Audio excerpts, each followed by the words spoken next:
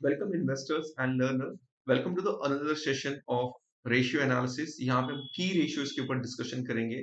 इससे previous lecture में हमने कुछ इंपॉर्टेंट रेशियो पे फोकस किया, जिसमें liquidity ratio, capital allocation ratio, जहाँ पे capital allocation ratio was more important, क्योंकि उससे आपको पता चलता है कि कंपनी ने जो भी कैपिटल इन्वेस्ट किया था उसके ऊपर किस तरह से कंपनी रिटर्न जनरेट कर रही थी, जिसके अंदर में आपका आरओसीई था, राइट, आरओई था, आरओसीई था, राइट, जिसके अंदर हम ईबिट डिवाइड बाय सेल्स करते हैं, into sales divide by capital employed करते हैं, राइट। सो यहाँ से हमको मालूम पड़ जाता है कि कंपनी का ओवरऑल डिमांड और सप्लाई पावर कैसा है। तो ये बहुत कुछ आपको प्राइसिंग पावर शो करता है, कंपनी का सप्लाई डोमिनेंस शो करता है। एंड तो आपको याद रखना, हर एक चीज को भूलना नहीं है जब कंपनी को आप एनालिसिस करो, राइट। तो जो भी लेक्चर्स है उसको बार बार आप रिवाइज करो, ताकि आप हर एक बार एक नया चीज सीखोगे जब भी एक बार आप रिवीजन करोगे। नाउ यहाँ पे मैंने कुछ की रेशियोज रखा है जिसको आपको ज्यादा फोकस करना है। वो you are analyzing any company, जब आप रिसर्च करते हो किसी कंपनी को, तो ये रेशियोज को, ये फैक्टर्स को अच्छे से नोटिस करना है उस कंपनी में before investment for any recommendation to your clients, right. तो नेक्स्ट हमारा जो रेशियो इसके अंदर आ जाता है, एक्टिविटी रेशियो। एक्टिविटी रेशियो, जैसे कि मैं यहाँ पे क्या लिखा है, metric activity ratio demonstrate how effectively companies using the asset listed on its balance sheet to produce revenue and cash, right. यहाँ पे मैं एक सिंपल तरीके में आपको कहूँ, यहाँ पे इफेक्टिवनेस का, यहाँ पे इफिशियंसी रेशियो इसको कहते हैं। फॉर एग्जाम्पल, आपकी कंपनी में दो एम्प्लॉय, एक ए है और एक बी है, ठीक है। दिन में 8 घंटा होता है और ए एम्प्लॉइज टाइप करता है टोटल 70 पेजेस टाइप करता है एक एम्प्लॉय। वहीं पे बी एम्प्लॉय जो है वो दिन में 90 पेजेस टाइप करता है सेम आवर्स में। तो आप क्या कहोगे, आपका जो बी एम्प्लॉय है वो मोर इफिशिएंट है एज कम्पेयर टू आपका ए एम्प्लॉय, क्योंकि यहाँ पे साफ साफ दिख रहा है कि 20 पेजेस ज्यादा ये टाइप कर पा रहा है। सिमिलरली कंपनी में जो भी एक्टिविटीज होती है, जैसे एक्टिविटी क्या हो सकता है, रॉ मटेरियल का आना, आपका इन्वेंट्री मैनेजमेंट, आपका पे बिल्स कब आ जाता है, कब आप उसको फिर से सॉरी, आपका पे बिल आप कब पे कर देते हो, कब तक आपका पैसा आपके अकाउंट में आ जाता है, आपका वर्किंग कैपिटल कैसा है, कोई प्रेशर तो नहीं आ रहा है। हर एक चीज जिससे कंपनी के ऑपरेशन के ऊपर फर्क ना पड़े, जो भी डे टू डे ऑपरेशन है, तो उसके ऊपर ये एक्टिविटी रेशियोज आ जाते हैं। सो यहाँ पे investor can learn more about the company inventory management practice by using activity ratio, also referred as a efficiency ratio, जो मैंने आपको ऑलरेडी बताया। Activity ratio can be used to comparison between two different business within the same sector or industry. They may be used monitor a single company physical health over a time. मतलब एक company और B company है, दोनों ही same business में, FMCG में है, दोनों ही same product manufacture करते हैं। तो आपको देखना है कि इसका इन्वेंट्री मैनेजमेंट, इसका ट्रेड रिसीवेबल, इसका पेबल कैसा है as compare to B company का। तो जिसमें जो बेहतर नजर आता है उससे आप क्या डिनोट कर सकते हो कि ये कंपनी का क्या वर्किंग कैपिटल बेहतर है, जिसकी वजह से कंपनी को डेट पे काफी कम डिपेंडेंट रहता है और उसकी वजह से कंपनी का रिटर्न कैपिटल एम्प्लॉयड काफी बेहतर हो जाता है। तो एवरीथिंग इन फाइनेंशियल स्टेटमेंट और रेशियोज आपको लिंक करके देखना है, क्योंकि हर एक फॉर्मूला में कहीं ना कहीं कुछ चीजें छुपा होता है। आरओसी में, जैसे कि मैंने आपको बताया, आरओसी के अंदर में आपका EBIT divide by capital employed जो आता है, तो कैपिटल एम्प्लॉयड के अंदर में आपका डेट प्लस इक्विटी आ जाता है। डेट, फिर डेट कब आप लोगे, जब डेट कोई कंपनी कब लेता है, जब उसका वर्किंग कैपिटल फंसा हो, मतलब पैसा, आपका अच्छा बिजनेस है लेकिन आपका ट्रेड रिजर्व में पूरा पैसा फंसा है, तो आप डेट ले लेते हो। डेट बढ़ने से आपका कैपिटल एम्प्लॉयड यहाँ पे ज्यादा दिखता है, उसकी वजह से आपका आरओसी पे इम्पैक्ट पड़ सकता है। जो आप डेट ले रहे हो लेकिन still you are able to maintain ROC, that mean your company is good. So यहाँ पे कुछ रेशियोज है इसमें, जिसमें बहुत सारी चीजें, इन्वेंट्री टर्नओवर है, पेबल टर्नओवर है, इन्वेंट्री डेज है, पेबल डेज है, रिसीवेबल टर्नओवर है, वर्किंग कैपिटल टर्नओवर है, रिसीवेबल डेज है, एंड एसेट टर्नओवर है। ये सारे के सारे फैक्टर्स और जो इंपॉर्टेंट चीज है आपको कंपनी में नोटिस करनी चाहिए। तो let's move on to first ratio, जो कि हमारा इन्वेंट्री टर्नओवर रेशियो की रेशियो के अंदर में। सो इन्वेंट्री टर्नओवर क्या कहता है, यहाँ पे आपको दिख रहा है sales divide by average inventory ले लो, या इन्वेंट्री का वैल्यू ले सकते हो, और कैसे कैलकुलेट करते हो वो भी मैं आपको बताऊंगा। इसका मीनिंग क्या होता है ना, that is a more important. The rate at which company sales and replace its stock of good over a specific period of time is known as inventory turnover. For example, आपकी company 4 से 5 product बनाती है, A B C D, ठीक है। ए जो product है, जो ए product है वो साल में कम से कम 4 बार बिकता है, बी जो प्रोडक्ट है वो 15 बार बिकता है, सी जो प्रोडक्ट है वो 7 बार बिकता है, और डी जो प्रोडक्ट है वो आपका 3 बार बिकता है। तो आप क्या कहोगे कि पूरे साल में 365 डेज होते हैं, 365 डेज में 4 बार ये प्रोडक्ट बिका, 15 बार ये, तो आप कह सकते हो कि जो बी आपका प्रोडक्ट है वो ज्यादा सेल्स होता है। इसकी वजह से अब सेल्स होता है यहाँ पे, मतलब कि ये कंपनी ज्यादा से ज्यादा सेल्स कर पाती है, उसको रिप्लेस कर पाती है। मतलब आपने 15 मैन्युफैक्चर किया, 15 बिक गया, फिर से बनाया, फिर बिक गया। सो इसमें क्या हुआ, 4 बार बनाया और 4 ही बार बिका। इसमें 15 बार आपने ये प्रोडक्ट बनाया और 15 बार बिक चुका है। सो इसका कहने का मतलब ये है कि inventory turnover for B is higher. यहाँ पे और भी हम देखते हैं इम्प्रूव मैन्युफैक्चरिंग, जो कि हाईली डिपेंडेंट है कि आपका मैन्युफैक्चरिंग के पास इम्प्रूव मैन्युफैक्चरिंग। प्राइसिंग, आपने प्राइसिंग कितना रखा है, बी का शायद प्राइस कम होगा एज कम्पेयर टू ए का, मे भी हो सकता है, या फिर quality product as be as compare to a इसके लिए ज्यादा बिक रहा हो सकता है। मार्केटिंग काफी अच्छा करते हो, परचेसिंग डिसीजन और made possible by higher inventory turnover, जो कि इंडिकेट करता है inventory turnover reveals how effectively a business uses its inventory to drive sales. मतलब अगर ये 15 है और ये 10 के भाव से बिकता है तो कितना, 150 रुपए आपके सेल्स में कंट्रीब्यूट करता है। और ये 10 रुपए के भाव से बिकता है, 40 रुपए कंट्रीब्यूट करता है, ये भी 10, तो 70, यहाँ पे ये 10 तो 30। तो यहाँ पे सबसे ज्यादा पूरे के पूरे बिजनेस में अगर हम देखें, पूरे सेल्स में अगर हम इसको सबको एडअप कर दे प्लस करके, तो ऑलमोस्ट यहाँ पे 70 70 140 और 290, ऑलमोस्ट यहाँ पे 290 का बिजनेस, उसमें से 150 का बिजनेस आपको सिर्फ बी प्रोडक्ट करके देता है। तो यहाँ पे इसलिए कहा गया है कि inventory turnover reveals how effectively business uses inventory to drive sales. So sales upon inventory turnover. अब सेल्स अपॉन इन्वेंट्री टर्नओवर किससे मैटर करता रहेगा, FMCG companies, chemical companies, steel companies, जहां पे भी प्रोडक्ट होता है। तो आपको देखना है कि कौन सी कंपनी का इन्वेंट्री टर्नओवर ज्यादा होगा। फॉर एग्जांपल ये कंपनी जिसे मैंने बी बताया कि 15 है, इसका मतलब क्या, अगर 15 है और कंपनी का ऑपरेटिंग मार्जिन 10% है, तो मतलब ऑलमोस्ट कितना, 150%, समझाने के तौर पे। सो कोई कंपनी कितना ग्रो कर सकता है, कितना बिजनेस ला सकता है, डिपेंड करता है इन्वेंट्री टर्नओवर कितना है। Higher the inventory turnover better is company, right. So example के तौर पे यहाँ पे मैं ले चलता हूँ आपको स्क्रीन पे, और मैं यहाँ पे डिस्कशन करने वाला हूँ डी मार्ट का, क्योंकि वो एक रिटेल कंपनी है। और जब हम आगे भी डिस्कस करेंगे कि कौन से सेक्टर को किस तरह से एनालिसिस करते हैं, वो भी इसके अंदर इंक्लूडेड किया गया है कि कौन से मेट्रिक्स मैटर करते हैं।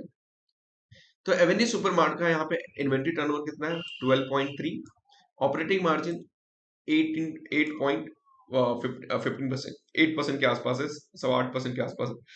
तो इन्वेंट्री टर्नओवर हायर है। कल जाकर अगर इन्वेंट्री टर्नओवर लोअर हो जाता है, इसका मतलब क्या, रिलायंस ने कहीं मार्केट शेयर तो नहीं खा लिया कि वहां पे ज्यादा लोग शिफ्ट हो रहे, just because they are providing at a more lower cost as compare to Avenue Supermart. So we don't know as of now, but Avenue Supermart जो 2017 में सिर्फ 131 नंबर ऑफ स्टोर्स हुआ करते थे, आज 336 है।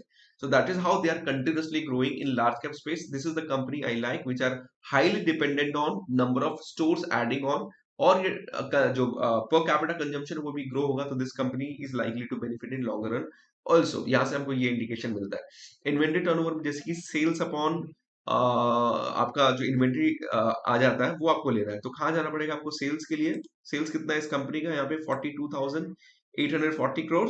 और इन्वेंट्रीज कहाँ मिलेगा आपको, बैलेंस शीट के अंदर में। तो बैलेंस शीट में आप अदर शीट पे आ जाओ, और यहाँ पे इन्वेंट्रीज कितना है आपका, 3,243 करोड़। तो आपको क्या करना है, डिवाइड करना है जो 42,000 करोड़ को।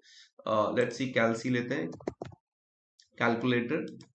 यहाँ पे हमारा कितना क्या था, 42,340 करोड़ समथिंग ऐसा था। Let me check back again how much this is, the number is around 42,840, 42,840, 42,840 divide by inventory turnover कितना था, बैलेंस शीट पे आ जाते हैं, सॉरी इन्वेंट्रीज कितना था, 3243, 3243, 3243 इक्वल। सो यहाँ पे कितना आ गया, 13.2। तो यहाँ से आप कैलकुलेट कर सकते हो। कभी कभी यहाँ पे नंबर थोड़ा सा डिफरेंस आ सकता है कि यहाँ पे 12.3 दिया गया, वहां पे आपका हमने कैलकुलेट किया तो इतना है, तो थोड़ा सा माइनर डिफरेंस आ जाता है। इसके लिए आप उसको मैनुअली कैलकुलेट कर सकते हो। उस कंपनी के इनकम स्टेटमेंट बैलेंस शीट को डाउनलोड कीजिए, खुद से चेक कीजिए और खुद से कैलकुलेट कीजिए, राइट। क्योंकि यहाँ पे किस मेथोडोलॉजी से उन्होंने इंटरलिंक करके कैलकुलेट किया है, we do not know, right. तो फिर भी ये एक तरह के लिए आपका, मैं कहूँ तो 90% सही होता है। 90% थोड़ा सा कभी कभी चेंजेस रहते हैं, तो आप मैनुअली चेक कर सकते हो। सो ऑलमोस्ट 12 के आसपास आ गया, ठीक है। और किस कंपनी का हो सकता है, फॉर एग्जांपल मेट्रो ब्रांड का चेक कर लेते हैं। मेट्रो ब्रांड मेट्रो ब्रांड का अगर मैं यहाँ पे इन्वेंट्री टर्नओवर देखने के लिए देखें तो 1.65 है, लेकिन operating margin 29%। That is a good sign, क्योंकि मेट्रो ब्रांड आपका डिपेंड, उसका जो प्रीमियम प्रोडक्ट है वो मतलब एक रेंज कैटेगरी में आता है जहां पे पीपल आर रेडी टू पे एक्स्ट्रा। जैसे कि रिलैक्सो अगर अपने फुटवेयर्स पे, स्लीपर पे अगर 50 रुपया बढ़ाएगा तो डेफिनेटली पीपल विल से कि यार बहुत महंगा हो गया, क्योंकि 150 रुपए का स्लीपर लेते हैं। लेकिन वहीं पे 1500 रुपए का अगर चप्पल होता है, 1600 रुपए का जो भी अगर शूज होता है मेट्रो ब्रांड का, उस पर अगर 50 से 100 रुपए बढ़ा देंगे, so people will ready to pay because they will feel कि नहीं कुछ इंक्रीज नहीं हुआ है। That is how they play out, right. So इनका इन्वेंटरी टर्नओवर इतना है। वहीं पे हम रिलैक्सो का चेक कर लेते हैं कितना है। रिलैक्सो फुटवेयर, यहाँ से हम चेक कर सकते हैं कि रिलैक्सो का इन्वेंटरी टर्नओवर 2.3 टाइम्स है, higher as compare to Metro brand, but their margin is also lower. So यहाँ पे मार्जिन और इन्वेंटरी टर्नओवर दोनों को मिक्स करके आपको देखना है। वहीं पे स्टील इंडस्ट्री में आप देखोगे Tata steel, let's see Tata steel का कितना है। यहाँ पे इन्वेंटरी टर्न 2.38 है and operating margin 18%। So good, मतलब स्टील इंडस्ट्री के अंदर में आपको नोटिस करना है कि इनका इन्वेंटरी टर्नओवर 2.38 है, तो बाकी इनके पीयर्स का कितना है। जेएसडब्ल्यू स्टील का है, दूसरी कंपनी का। जीपीआईएल का देख लेते हैं, Godavari power and Ispat limited. तो यहाँ पे inventory turnover is almost 4.43 and 25% के आसपास ऑपरेटिंग मार्जिन है। It is higher as compare to Tata steel. Although जो Godavari power, the manufacturing cost, because they have their own mining ore, and उसके वजह से जो उनका जो आयरन स्पॉन्ज आयरन करके है एंड पिलेट है, they have the lowest cost of manufacturing as compare to market price. I think 2900 something है और मार्केट का आई थिंक 5000 के आसपास, जिसकी वजह से थोड़ा सा ज्यादा चार्ज कर पाते हैं, right. So they have a very good pricing power, right. वो मैं आपको एक्सप्लेन करूंगा प्राइसिंग पावर होता क्या है। तो यहाँ से ये चीज आपको समझ में आना चाहिए कि इन्वेंटरी टर्नओवर होता क्या है। Now coming back to our slide, next आ जाता है अपना हमारा inventory days. Nothing but inventory days, simple आप कह सकते हो कि number of days it typically takes for a business to convert its inventory. मतलब क्या, कि मेरा कोई रॉ मटेरियल, जैसे कि ये मैंने मैन्युफैक्चर करके यहाँ पे ए प्रोडक्ट है और ये मेरा बी प्रोडक्ट है, ये जो दिख रहा है आपको, ठीक है। मैंने बना करके यहाँ पे रेडी कर दिया। मेरा ये इन्वेंट्री का कीमत है ऑलमोस्ट 100 रुपीज, इसका 100 रुपीज, ठीक है। इसका भी 110 रुपीज, फॉर एग्जाम्पल 110 रुपीज है। सो ये जो मेरा इन्वेंट्री का वैल्यू 100 रुपीज, इसको सेल्स में कन्वर्ट होने के लिए कितना दिन लग गया। दिन मतलब फर्स्ट डे बनाने का स्टार्ट हुआ और ये बिकता है मेरा 30th डे में, मतलब 30 दिन लग जाता है मेरा इन्वेंट्री। 30 दिन तक गोडाउन में पड़ा रहता है, मतलब मेरा माल फंसा हुआ है, वो मार्केट में बिक नहीं रहा है।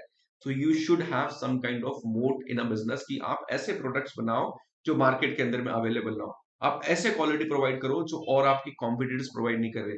आप ऐसे कॉम्पिटिटिव प्राइस पे सेल करो जो आपके कॉम्पिटिटर शेयर सेल ना कर पाए। आपके पास ऐसा कुछ ना कुछ चीज होना चाहिए competitive edge as compare to your peers, जिससे आप खुद को डिफरेंशिएट कर पाओ, राइट। तो यहाँ पे आपको ये समझा कि which includes goods that are still being manufacture, जो अभी भी मैन्युफैक्चर हो रहे हैं, मतलब आया रॉ मटेरियल तब से मैन्युफैक्चरिंग स्टार्ट हुआ, and into sales known as inventory days. Inventory days measure how long company cash is invested in the inventory. मतलब ये 100 रुपए का जो मैंने बनाया, तो 100 रुपया तो इन्वेस्ट है ना मेरा, अभी तक इसको रिटर्न कहाँ जनरेट हुआ। जो मैंने 100 रुपीज का इन्वेंट्री और 120 पे बेचूंगा तो 20 रुपए मुझे मार्कअप वैल्यू का जो 20 रुपीज एक्स्ट्रा मिलेगा। सो ना इसको इजीली तरीका है आपको कैलकुलेट करने का। इन्वेंट्री टर्नओवर हमारा जैसे कि डीमार्ट का 13 आया था, number of days in a period आपको कैलकुलेट करना है, ठीक है। तो यहाँ पे कितना है आपका 365, 365 डिवाइड बाय 13 आपको करना है। 13 39, almost I think number of days 24 23 के आसपास आए। लेट्स फाइंड आउट यहाँ पे कितना है इनका, तो हम उधर से कैलकुलेट कर लेंगे। डीमार्ट का inventory days, let's go to this ratios, and inventory days is around 33 के आसपास है, राइट। सो यहाँ पे 33 है। लेट्स फाइंड आउट ऑल्सो, यहाँ पे मैंने क्या करता हूँ, 13.20 है ना, 13.20, तो 365 डिवाइड बाय 13.2, लेट्स कैलकुलेट। सो ये 27 डेज के आसपास आ रहा है, और यहाँ पे कितना है हमारा 33 डेज। सो ऑलमोस्ट थोड़ा बहुत चेंजेस आते हैं, इसलिए मैंने कहा कि आप खुद मैनुअली भी चेक कर सकते हो, कैलकुलेट कर सकते हो। तो यहाँ पे आपको देखना है इन्वेंट्री डेज कितना है इनका, 33 के आसपास है। वहीं किसी किसी में B2B या B2G के अंदर में काफी हायर हो सकता है। लेट्स सी टाटा स्टील का कितना था, लेट्स फाइंड आउट। तो आपको ये कंपेयर करना है कि किसका इन्वेंट्री डेज हायर है। यहाँ पे फिर से हम चेक कर लेते हैं इसका इन्वेंट्री डेज कितना है, ऑलमोस्ट 175 डेज, मतलब बनने से लेकर के ऑलमोस्ट गोदाम में 175 डेज। ज्यादा है। मतलब अगर माल मेरा 175 डेज अगर रखा हुआ है बेचने, मतलब लगभग 6 महीने के आसपास आपका माल आपके गोडाउन में ही पड़ा हुआ है, उसको बिकने के लिए भी टाइम लगता है, because this is a capital intensive business, not a retail business जहां पे 10 रुपए 50 रुपए का माल है। दिस इज लाइक क्रोर्स का है, ठीक है। तो ये चीज आपको नोटिस करना है। और जैसे कि दीवीज का भी चेक कर लेते हैं, दीवीज लैबोरेटरी का। तो यहाँ पे इफ आई चेक हियर तो inventory days almost 352। So it's a very high, right. ये सब सारा का सारा चीज आपको चेक करना है कि किसका कम है किसी का लो है, राइट। और वो सारा का सारा चीज बैलेंस होना चाहिए। तो हमने यहाँ से इन्वेंट्री डेज समझ लिया। वहां पे आपका receivable turnover, same receivable turnover क्या होगा यहाँ पे, receivable turnover sales divide by receivables. यहाँ पे क्या है, if company is collecting its account receivable और मनी ओन्ड बाय कस्टमर और इट्स क्लाइंट। जैसे मैंने आपको कहा था ना पानीपुरी में कि आपने 50 रुपए का, सॉरी 50 प्लेट बेचा 10 रुपए के भाव से, 500 का बिजनेस तो किया, लेकिन इसमें से जो 10 लोग थे ना वो सिर्फ आपका क्रेडिट पे लिए, मतलब 100 रुपए अभी भी आपका मार्केट में ट्रेड रिसीवेबल में आ गया, जो कि आपका करंट एसेट के अंदर में ऐड हो जाता है, राइट। मतलब आपका बैलेंस शीट में तो 100 पेंडिंग है, तो मतलब आपने एक्चुअल जो बिजनेस किया है कैश में 400 का ही किया है, और 100 आपने किस में दिखा दिया, ट्रेड रिसीवेबल में, ठीक है। अब 100 डिवाइड बाय आपका जो सेल्स है, सेल्स यहाँ पे 42,000 करोड़ था जो भी है, और यहाँ का रिसीवेबल कितना है वो चीज आपको देखना है। तो कितना है आपका एक्चुअल में, अगर ये आपका जो रिसीवेबल रिसीवेबल टर्नओवर अगर इंक्रीज होता है तो क्या हो सकता है, the ratio of account receivable और total asset measure how effectively business uses and manage the credit extend to customer and how quickly collected और पेड। सो आपका पैसा जितना ज्यादा रिसीवेबल में पड़ा रहेगा, इसका मतलब है कि आपका बिजनेस एफिशिएंट नहीं है। मतलब क्या, अगर मेरा पैसा 100 रुपीज 2 महीने से पड़ा हुआ है, 10 महीने से पड़ा हुआ है, 1 साल से पड़ा हुआ है, तो मेरे को क्या करना पड़ेगा, बाहर से पैसा लाना पड़ेगा, जिससे मेरे वर्किंग कैपिटल पे फर्क पड़ेगा, मेरा डे टू डे ऑपरेशन में फर्क पड़ेगा, मेरा डेट इंक्रीज हो सकता है। तो इसके लिए आपका receivable as a percentage of sales जब हम चेक करते हैं, similarly sales upon average receivable, ये भी हमको देखना है। तो रिसीवेबल टर्नओवर कैसे हो सकता है, यहाँ पे जैसे कि आपका ये डेटर डेज है 84 का है, 84 डेज के आसपास है, सॉरी डायरेक्टली हम इस पे आगे रिसीवेबल टर्नओवर कैलकुलेट करना है, तो कैसे कैलकुलेट करेंगे दीवीज का। फॉर एग्जांपल रिसीवेबल सेल्स कितना है इसका, यहाँ से हमको ले लेना है, sales is around 7,768, 7,768, 7,768 divide by receivable कितना है मेरा। तो क्या करना है आपको, बैलेंस शीट पे आ जाइए, ट्रेड रिसीवेबल करंट एसेट में चले जाओ, यहाँ पे ट्रेड रिसीवेबल कितना है आपका 1793 करोड़, 1793 क्रॉस इक्वल कर दीजिए, तो ऑलमोस्ट 4.33 टाइम्स, राइट। जो कि आपका मतलब सेल्स का जो है ऑलमोस्ट आपका उसमें से 4 पार्ट आपका ऑलरेडी मतलब पड़ा हुआ है, मतलब एक तरह से जो आपका जो सेल्स है उससे 4 गुना पैसा आपका रिसीवेबल में एक टाइम के लिए, सॉरी 4th पार्ट उसका आपका रिसीवेबल में अटका हुआ है। सो ये कब तक आता है आपके अकाउंट में, तो इसमें क्या करना है, इसको आपको सिंपली 4.33 है, फर्दर इसको हम यूज करते हैं कैसे, इसको यूज करने का तरीका है कि 365 डिवाइड बाय 4.33। तो यहां से मुझे क्या मिलेगा, रिसीवेबल डेज, तो ऑलमोस्ट 84 डेज लग जाते हैं मेरे अकाउंट में पैसा आने के लिए अपने ग्राहक से, और ये जितना कम होते जाएगा उतना बेहतर है। सो यहाँ पे जैसे कि हमने कैलकुलेट किया, यहाँ पे कितना आ रहा था रेशियोज में 84 डेज, सो ऑलमोस्ट आप देख सकते हो कि 84 डेज के आसपास ही आया। So this is a perfect calculation. So कल आप कहते हो कि मेरा जो डेटर डेज या रिसीवेबल डेज है वो कंटिन्यूसली फॉल हो रहा है, इसका मतलब आपके जो क्लाइंट जिनसे इनका रिलेशनशिप आपको जल्दी पेमेंट कर देते हैं वो अच्छे क्लाइंट है, अच्छा कस्टमर कॉन्सेंट्रेशन जहाँ से पैसा जल्दी रिलीज होता है, ठीक है। क्यों कंसीडर करना है वो मैं आपको आगे बताऊंगा। तो डेटेड डेज लोअर हो रहा है क्योंकि आपका रिसीवेबल पर टर्नओवर वो आपका लोअर होते जा रहा है इसके लिए, ठीक है, मतलब हायर होते जा रहा है इसके लिए। उसके बाद आपका रिसीवेबल डेज हमने यहीं से कैलकुलेट कर लिया, सेम था। Payable turnover is almost similar कि आप अपने वेंडर से जो माल लेकर के आते हैं, मतलब जहां से भी आप जो कॉस्ट ऑफ गुड सोल्ड जो आप मैन्युफैक्चर करते हो, रॉ मटेरियल जहां से लाते हो, तो उनको भी तो पे करना पड़ेगा ना। तो यहीं पे लिखा है the payable turnover is a metric express how quickly business pay its suppliers, ठीक है। Effective business pay short term debt and suppliers, higher payable turnover ratio, a company pays supplier more quickly if it has a higher payable turnover. मतलब अगर higher payable turnover का मतलब कि आप ज्यादा जल्दी जल्दी अपने कस्टमर्स को पे कर पा रहे, क्योंकि आपका रिसीवेबल में कुछ बच नहीं रहा है, तुरंत रिसीवेबल आपका आ जाता है एंड तुरंत आप पे कर देते हो। ठीक है, तो इससे आपका कैश फ्लो मैनेजमेंट काफी बेहतर हो जाता है। It shows the business can effectively manage it's cash.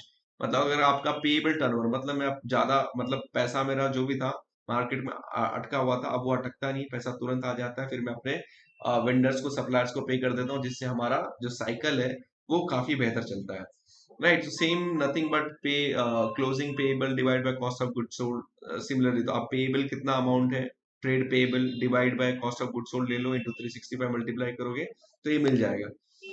Same payable days में मतलब आप ऑन एन एवरेज कितना दिन लगाते हो पे करने के लिए। नाउ द नेक्स्ट कंसेप्ट यहीं पे हमारा जाता है कैश कन्वर्जन साइकिल या वर्किंग कैपिटल। यहाँ पे गलत से लिखा हुआ है। So working capital, a company ability to convert its investment in inventory and other resources into cash flow from sales is express as the cash conversion cycle, a metric that measures the time or express in days। या ये भी same definition, ये भी same definition है, या इसको मैं working capital भी कह सकता हूँ। मैं आपको दो कंडीशन देता हूँ।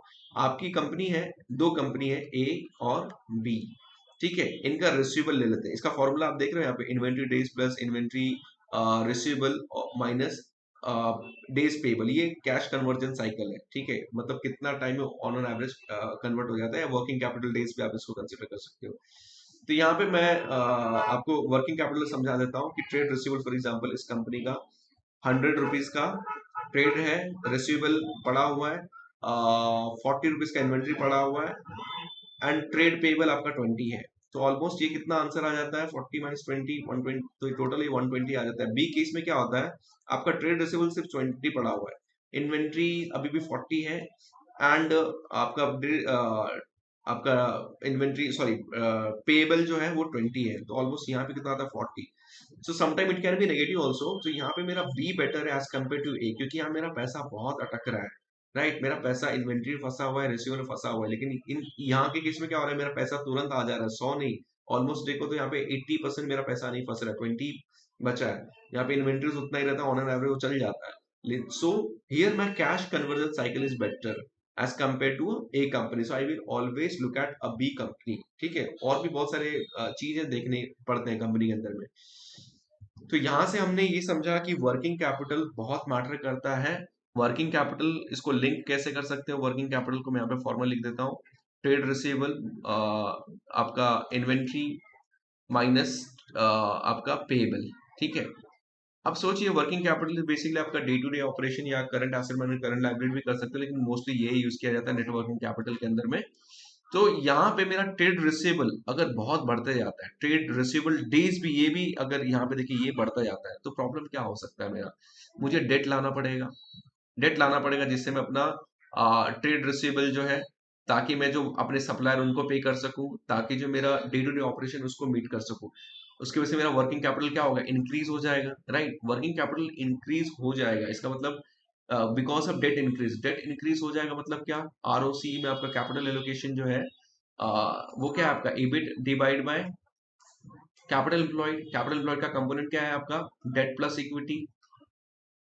ठीक है, तो मेरा डेट बढ़ रहा है, तो यहाँ पे मेरा आरओसी नीचे चले जाएगा। So everything is connected. Right, यहाँ पे कब डेट लेना है नहीं लेना है, that totally depends on working capital management. Higher efficiency in working capital, negative और lower, it's really consider to be a very good as compare to आपका जिस कंपनी में ट्रेड जो वर्किंग कैपिटल हायर होता है, यहाँ पे लोअर होगा तो उतना बेहतर है। Now the next key ratios that we are going to discuss, there are three more key ratios that we'll discuss, and उसके बाद we'll go for some valuation part, right? So हमारा next key ratio यहाँ पे आप देखोगे कि क्या लिखा है, return on invested incremental capital. एक आपका होता है आरओसी, आरओआईसी, जो कि आपने ऑलरेडी इन्वेस्ट कर दिया है बिजनेस के अंदर में, और उसके ऊपर क्या रिटर्न या आप कैपिटल पे जनरेट कर रहे हो। यहाँ पे ROIC typically only provide information about how much money the business is making on a capital that has already been invested sometime many years ago। ठीक है, लेकिन ROIC is also similar but it shows कि growth क्या आ रहा है, जो भी आप कैपिटल, जो भी आप रिटर्न जनरेट कर रहे हो उसको फिर से री इन्वेस्ट करो अपने बिजनेस में। The business that has a high return on capital is successful but What we really want to know, how much cash flow the business can expect from a future capital expenditure, looking at the company recent rate of return on incremental invested in the first step to figure out this.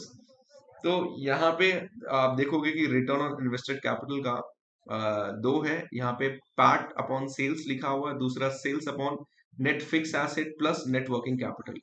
ठीक है, तो ये इसका एक तरह से return on invested capital का formula है। या फिर आप उसके अंदर जाओगे रिटर्न ऑन इंक्रीमेंटल कैपिटल, तो आप कितने परसेंटेज से चेंज कर रहे हो। अब रिटर्न ऑन इन्वेस्टेड कैपिटल हमने यहाँ से समझा कि जो भी कैपिटल हम इन्वेस्ट कर रहे हैं अपने बिजनेस में लगा रहे हैं, आज से 5 साल पहले लगाए, 10 साल पहले लगाए, उससे मैं कितना रिटर्न जनरेट कर रहा हूँ। या यहाँ पे दूसरे तरीके में कह सकता हूँ कि कंपनी 2010 में जो प्रॉफिट कमा रही थी, ऑलमोस्ट कितना कमा रही थी, 20 करोड़। फिर 2015 में 40 करोड़, 2020 में नियरली 80 करोड़। ठीक है, तो 20 से 40 करोड़ का जो सफर इन्होंने किया है प्रॉफिट में, ठीक है, तो ये जो अर्निंग्स इससे पहले जो भी ये वाला, ये जो अर्निंग्स आया था इसको री इन्वेस्ट किया रहेगा बिजनेस में, मतलब 2011 12 13, ठीक है, मतलब इन्वेस्ट किया और उससे फिर 40 करोड़ अचीव किया 2015 में, फिर से इन्वेस्ट किया, उससे फिर 80 करोड़ अचीवमेंट किया। सो नथिंग बट यहाँ पे profit for the current year minus profit for the last year divide by invested capital for the current year minus invested for the last year. मतलब अगर किसी कंपनी का अभी करंट ईयर का profit चल रहा है 80 करोड़, ठीक है, एंड लास्ट ईयर का प्रॉफिट था 40 करोड़, एंड इन्वेस्टेड कैपिटल जो करंट ईयर का है अराउंड, लेट्स कंसीडर यहाँ पे 100 करोड़, एंड लास्ट ईयर का जो इन्वेस्टेड कैपिटल था दैट वाज अराउंड 80 करोड़। तो 40 80 माइनस 40 आपका हो गया 40, एंड जो इन्वेस्टेड कैपिटल था यहाँ पे इतना नहीं, यहाँ पे इसको हम 20 कर देते हैं फिलहाल के लिए, तो यहाँ पे ऑलमोस्ट आपको कितना आ रहा है 80। सो यहाँ पे हम देख सकते हैं कि 41/5 इज 0.20, राइट, मतलब ऑलमोस्ट आपका 20% के आसपास का ग्रोथ दिखा रहा है। जो आपने ये 20% जो भी निकाला है, दिस इज 20%, तो इसको आपको मल्टीप्लाई करना रहता है इस वाले फैक्टर से। ठीक है, तो आपको पता चलता है कि आपने जो भी प्रॉफिट जनरेट किया उसको रिटेन किया, उसे रिजर्व्स में आपने ऐड किया, और उसके बाद उस पर कितना रिटर्न आपने जनरेट किया, वेदर इट इज गुड और not. So return on invested incremental capital आपको चेक करना है किसी भी कंपनी में कि कितना परसेंटेज से कंपनी ग्रो कर रहा है।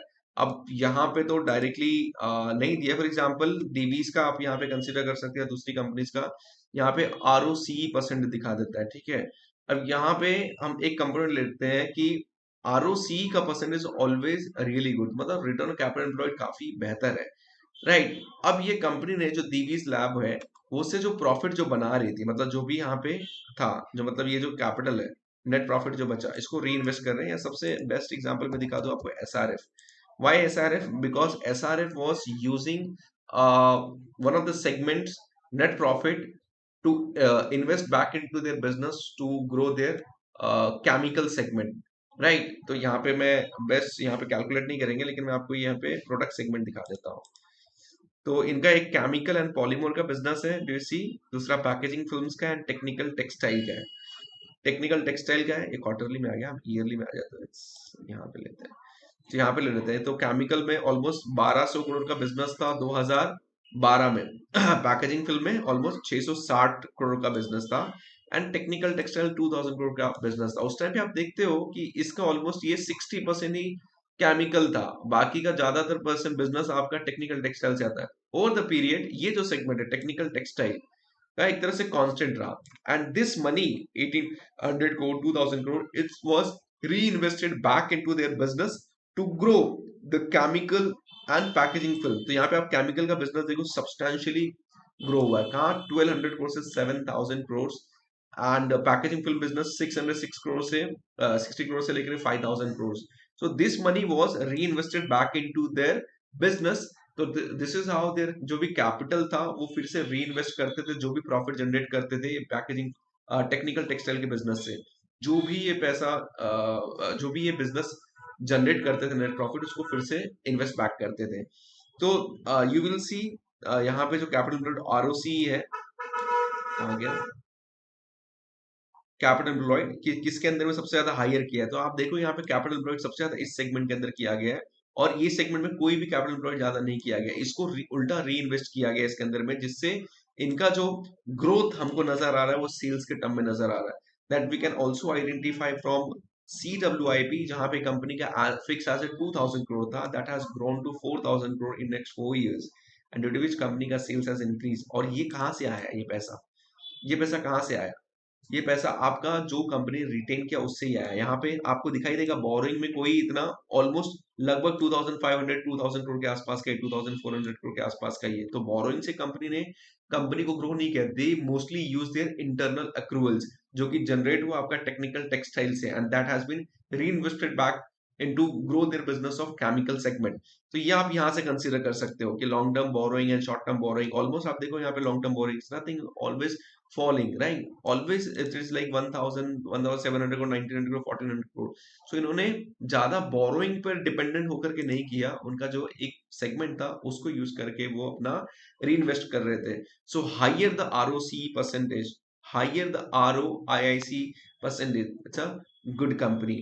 ठीक है, मतलब अपने कैपिटल को फिर से री इन्वेस्ट करिए। कुछ कुछ कंपनीज होती है जो अपना प्रॉफिट फिर से री इन्वेस्ट करती है, लेकिन कभी कभी बिजनेस जनरेट नहीं कर पाती। That is how the allocation matters. ये डिपेंड करता है कि मैनेजमेंट अपने बिजनेस को अच्छे से समझता है कि नहीं, और उसको सिर्फ इन्वेस्ट किए जा रहा है। तो हमने यहाँ से return on invested incremental capital के बारे में समझा। नेक्स्ट की important ratio I will consider as a gross profit margin, जो कि एक तरह से आपका प्रॉफिटेबिलिटी रेशियो का ही पार्ट है। So company financial health can be evaluated using the gross profit margin, which is determined deducting the cost of goods sold from the sales. The firm net profit margin, which is calculated by subtracting selling and administrative charges and so on, gives you a gross profit margin. यहाँ पे gross profit divided by sales into 100 करोगे तो आपको gross profit margin percentage मिल जाएगा।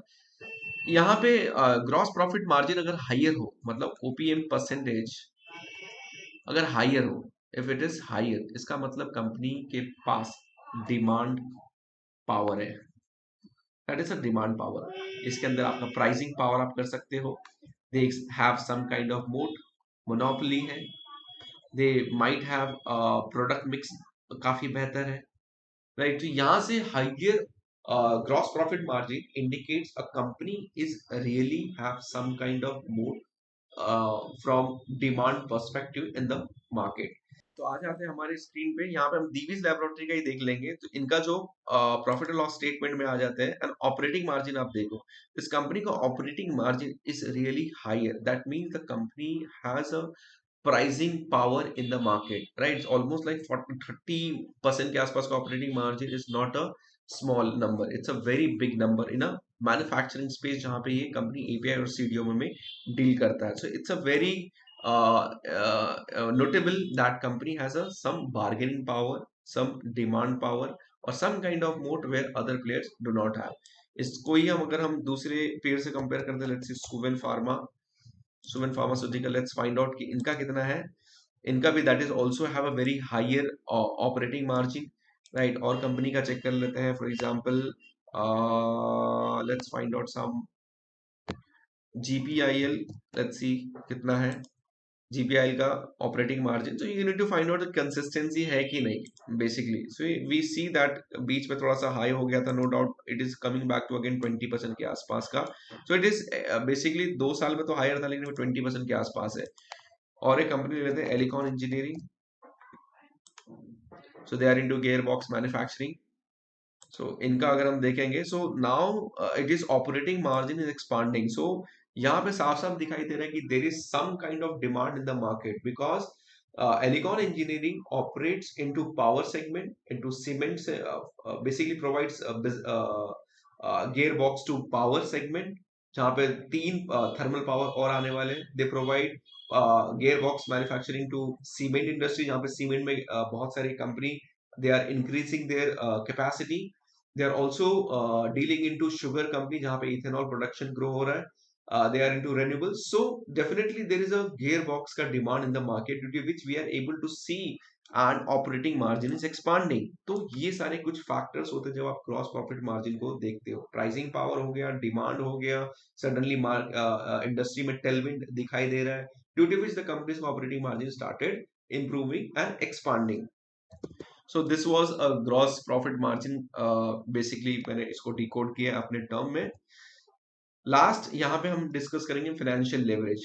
And financial leverage क्या होता है? फाइनेंशियल लेवरेज मतलब बैंक के अंदर में ज्यादातर यूज करते हैं, मैं आपको सिनेरियो दे दूंगा। Financial leverage indicates how much the assets are financed by equity. For example, if there are two assets total and one is equity and one in equity, 2 रुपए का एसेट है आपका और 1 रुपया आपके इक्विटी में, essentially this mean the asset value 2 can be supported by 1 rupees of equity। मतलब 1 रुपए के इक्विटी पे, 1 रुपीज के इक्विटी पे यू आर होल्डिंग 2 रुपीज का एसेट। बैंक के अंदर में क्यों कर रहा हूँ? क्योंकि बैंक के अंदर में आप जब लोन देते हो, लोन जो आपके लिए एक तरह से बैंक के लिए एसेट होता है, ठीक है। अगर फॉर एग्जांपल जो बैंक के पास जो उनका रिजर्व्स है या जो भी है ओवरऑल बोरिंग्स और रिजर्व्स है, फॉर एग्जांपल यहाँ पे 10 करोड़ है एंड लोन उन्होंने देकर के कितना रखा? ऑलमोस्ट 1000 करोड़। सो यहाँ पे अगर मैं 1000 डिवाइड बाई 10 करूँ, सो 100, राइट। 1 रुपीज के इक्विटी में आई एम गिविंग 100 रुपीज का लोन। अगर मेरा इसमें से 10 करोड़ भी खराब हो गया, सो मेरा जो ये इक्विटी है पूरा वाइप आउट हो जाएगा। तो इसके लिए मैटर करता है बैंक के लिए एनपीए कैसा है, overall how there net performing asset, GNP जब कैलकुलेट करते हैं। इसके लिए आज के टाइम पे अगर आप लोन लेने जाओगे तो बहुत सारे रिपोर्ट्स होते हैं। आपका क्रेडिट रिपोर्ट्स आजकल तो मिलते हैं, बहुत सारे एनबीएफसी यूज करते हैं, कुछ कुछ नहीं भी यूज करते हैं, but they are using that so that their whatever loan they have provided और बैंक ने जो प्रोवाइड किया है that should be secured kind of, right. Unsecured में ऑलरेडी नो डाउट इसमें वो नेट मार्जिन ज्यादा कमाते हैं, इंटरेस्ट इनकम ज्यादा रहता है, बिकॉज अनसिक्योर्ड ज्यादा होता है। सिक्योर्ड में आपका एनपीए कम होता है एंड बैंक एक तरह से बैंक की दिवालिया निकलने की चांसेस कम होती है। सो यहाँ पे टोटल इक्विटी पे कंपनी कितना एसेट होल्ड करता है, तो ये आपको देखना है। तो सिमिलरली किसी कंपनी में फाइनेंशियल लेवरेज, अगर सोचिए अगर यहाँ पे 1 रुपए का एसेट और 1 रुपए की इक्विटी होल्ड करे तो 1 आता है। तो आप क्या ये एसेट यूटिलाइज कर पा रहे हो? फॉर एग्जांपल 1 रुपए का इक्विटी और 10 रुपए का एसेट होल्ड कर रहे हो। अब ये एसेट का यूज ही नहीं कर रहा हूं मैं, so what is the point? ये एसेट सिर्फ मैं यूज नहीं कर पा रहा हूँ, इसकी वजह से मेरे ऊपर ये डेप्रिसिएशन कॉस्ट इंक्रीज हो गया, मेरा इंटरेस्ट एक्सपेंस बढ़ गया, मेरा प्रॉफिटेबिलिटी नीचे चले गया। So it is always you have to remember the financial leverage and it has to be under control, right। यहाँ पे लिखा है greater the financial leverage indicate the business has borrowed more money to finance its asset, right। वहीं पे अगर आपका यहाँ पे 10 रुपए का एसेट है एंड 50 रुपए की इक्विटी है, सो आपका कितना आ गया? 0.2 या 20%, राइट। 20% पे आप मतलब 20% ही आप होल्ड करते हो, which is a good number. तो यहाँ पे जितना ज्यादा ये financial leverage, greater the financial leverage indicate the business as a borrowed more money, तो यहाँ पे ये कम होना चाहिए, जितना कम होगा उतना बेहतर है। तो आप जब भी किसी कंपनी को चेक करो, जैसे कि यहाँ पे हम एलिकॉन का ही देख लेते हैं, तो फाइनेंशियल लेवरेज का मैं यहीं पे दिखा देता है, I have added I think somewhere financial leverage, it's inventory. यहाँ पे बहुत सारे हम रेशियोज यूज करते हैं फाइनेंशियल लेवरेज, ये रहा। सो 1.35 मतलब एवरी इक्विटी पे दे आर होल्डिंग ऑलमोस्ट 1.35 का asset, so it's a good, मतलब एक टाइम के लिए हम बैलेंस कर सकते हैं, ठीक है। लेकिन किसी किसी का अगर फाइनेंशियल लेवरेज 50 हो जाता है, 30-40 हो जाता है, so that time it is a worried case कि दे आर एक इक्विटी पे they are holding so much of. तो यहाँ पे इस ऐसी कंपनीज को वैल्यूएशन भी बेहतर मिलता है, क्योंकि उनका एसेट यूटिलाइजेशन बेहतर है, क्योंकि उनके इक्विटी पे उतना ही होल्ड करते हैं, तो ज्यादा कंपनी को फर्क भी नहीं पड़ेगा। So from here we understood some of the importance ratios and metrics जो कि हम यूज करते हैं कंपनी को अच्छे से जज करने के लिए। Now, some of the key ratios that we track in a specific sector, वो मैं आपको explain करूंगा. It is theoretical, but you will get ideas when you are analyzing any sectors और companies को आप analysis कर रहे हो किसी sector से. So hospital sector को अगर मैं देख रहा हूँ, for example यहाँ पे नारायणा हृदयालय हो गया, अल्टीमेस हो गया, अल्टीमेस हॉस्पिटल हो गया, कोवई मेडिकल हो गया, एंड मैंने अपना कृष्णा इंस्टीट्यूट हो गया, all companies, all hospital stocks currently, मतलब all hospital are doing a lot of capex, brownfield greenfield expansion दोनों ही चल रहे हैं, and because they feel there is a tailwind, right। So Artemis, NH and all these companies have been tracking closely, और एक है rainbow children भी है जो कि बच्चों के इसमें है। सो यहाँ पे क्या क्या आप मेट्रिक यूज करोगे, मतलब रेशियोज, मतलब हॉस्पिटल को जज करना है। Average revenue per occupied bed, मतलब हॉस्पिटल के पास नंबर ऑफ बेड्स कितने, 4,000 5,000, एक बेड से कितना बिजनेस जनरेट करती है। नंबर ऑफ बेड्स इंक्रीज करना है कि एक बेड से बिजनेस ज्यादा इंक्रीज करना है। फॉर एग्जांपल आपको मैंने याद है एक्सप्लेन किया था, volume increase and price increase, volume flat price flat, hope you remember. तो इसका बिजनेस में मतलब कहने का मतलब है, अगर इनके पास 100 बेड है और पर बेड ये बिजनेस करते हैं 10,000 का, ठीक है, पर बेड। सो मतलब average revenue per occupied bed is average is 10,000, तो मल्टीप्लाई करेंगे कितना होगा इनका, सीधा 10 लाख हो जाएगा। ठीक है। अब किसी हॉस्पिटल के पास 100 बेड है, लेकिन average revenue per bed is 12,000। ठीक है, मतलब almost average revenue per occupied bed is higher. या फिर किसी के पास यहाँ पे 1,000 बेड है एंड दे आर डूइंग 9,000 का सेल्स, ऑलमोस्ट 90 lakhs। तो इस तरीके से आपको देखना है। ठीक है, number of beds being added, कितना बेड उन्होंने इस क्वार्टर में ऐड किया, that is a more important, right. Green field और ब्राउन फील्ड एक्सपेंशन, जो हॉस्पिटल स्पेस होता है वहाँ पे ग्रीन फील्ड एक्सपेंशन करने के लिए 3 से 4 साल चले जाता है। मतलब डेवलप करना, हॉस्पिटल बनाना, वो भी कोई नए रीजन में जाके करना तो और डिफिकल्ट है।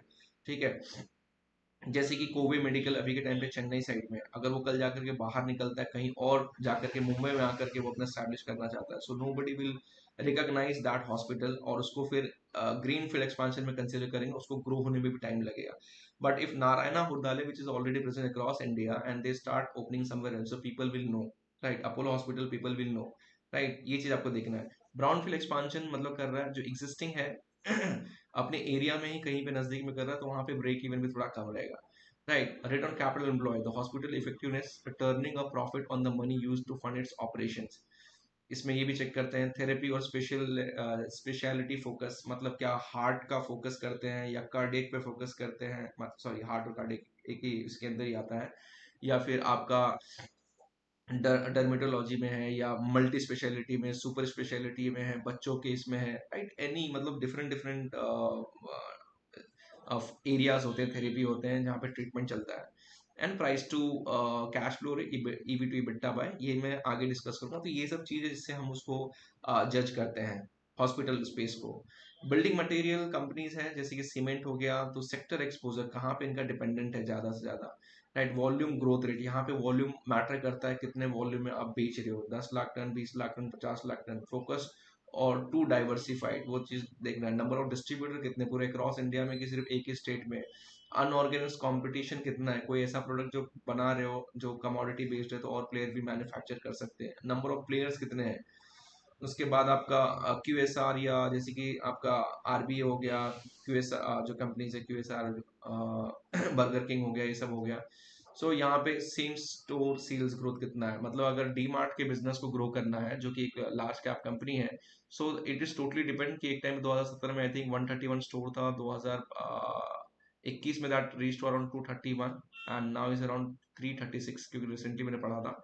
So the demand का growth will totally depend on number of stores they are adding, and also per stores how much business they are generating, right?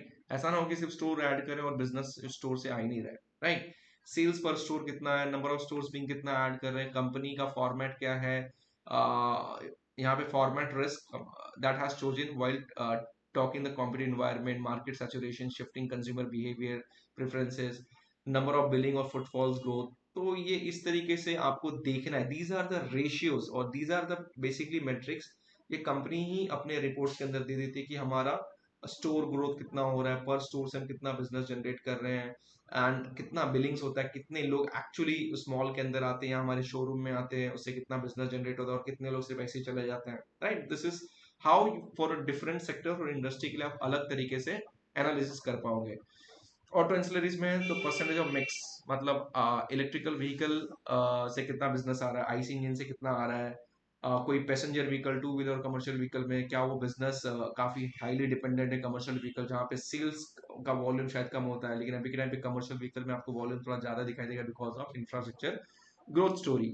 Passenger vehicle से कितना बिजनेस आता है, तो these are the metrics that you have to look. Cyclical nature का business है, कब growth आएगा, कब डाउन आएगा, right. What kind of product they are manufacturing इसके अंदर में, how their operating profit margins are, right.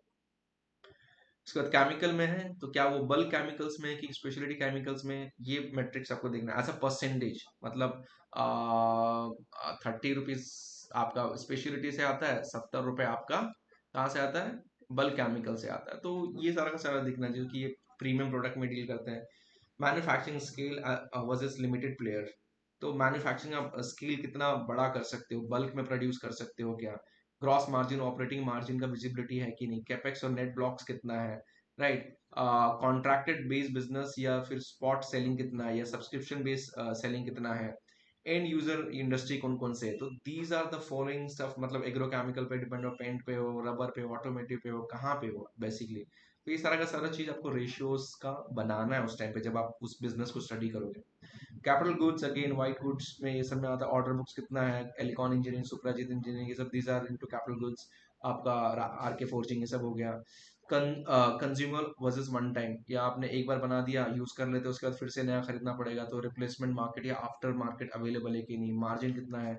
So these are the stuff चीज है जो आपको देखना है। होटल में रहोगे तो एवरेज रेवेन्यू पर रूम कितना जनरेट कर रहे हो, की एंड ग्रोथ रेट की क्या है, कौन से लोकेशन पे आपका होटल अवेलेबल है, luxury room versus mid room और अफोर्डेबल, इन तीनों सेगमेंट में कौन से इसमें आपका होटल फिट होता है। इंडियन होटल चेक कर लो, ये होटल चेक कर लो, जो भी नए होटल्स है। और सबसे ज्यादा बिजनेस कौन सा मिड लग्जरी कंट्रीब्यूट करता है कि लग्जरी करता है, ऑक्यूपेंसी परसेंटेज कितना है, जो कि आपका एंटरटेनमेंट इंडस्ट्री में चेक करते हैं। मतलब आपके पास 100 रूम है, 100 रूम 100 कमरे वाला होटल है, और इसमें सिर्फ पीक पे भी, मतलब फाइनेंशियल ईयर एंडिंग पे, सॉरी आपका ईयर एंडिंग पे दिसंबर में भी ज़्यादा ज़्यादा आपका फील होता है तो सिर्फ 60 ही पहुंच पाता है, या फिर दिवाली के टाइम पे भी 50 ही पहुंच पाता है। तो this is you have to see कि ये कैसे कौन से लोकेशन पे है। तो मतलब ऐसे पीक सीजन में शायद ये 95 पे पहुंच जाता है, दिवाली के टाइम ये 85 पे पहुंच जाता है। This is how you have to see कि परसेंटेज ऑफ एक्यूपेंसी कितना है। हर एक सेक्टर के अलग अलग है। आईटी सेक्टर में यू कैन कंसीडर ऑफशोर और ऑनशोर रेवेन्यू कहाँ से आता है, ज़्यादातर तो इसे बाहर से आता है। एन्युटी कोई प्रोजेक्ट है जहाँ फिक्स इनकम आने वाला है, सब्सक्रिप्शन बेस्ड आने वाला है, या कॉन्ट्रैक्ट बेस्ड आने वाला है। Hyper scale person revenue from top customer, 5 ही कस्टमर से इतने बिजनेस आ जाते हैं क्या। Service company versus product company, ये अलग अलग, जैसे कि आपका न्यूजन सॉफ्टवेयर करके, they are into product based in IT companies, काफी अलग बिजनेस है, यूनिक बिजनेस है। डाटा है परफॉर्म, फिर सास बेस्ड बिजनेस में है क्या कोई कंपनी, रेड गेन करके जैसा, या सर्विस है, या सिर्फ आप आईटी सर्विसेज प्रोवाइड करते हो। So what kind of business you are. So ये सारे के सारे आप ना रेशियो बना सकते हो जब उस बिजनेस को समझोगे, and this is how the institutional report जब आप पढ़ोगे तो वहां पे ये सारा का सारा चीज आपको मिल जाता है, and this is how your knowledge grows faster. So we have covered जो भी रेशियोज मैटर करता है एनालाइज करने के लिए, वो सारे रेशियोज और डिफरेंट सेक्टर में कौन कौन से रेशियोज यूज होते हैं वाइल अंडरस्टैंडिंग देयर बिजनेस, वो हमने कवर कर लिया है।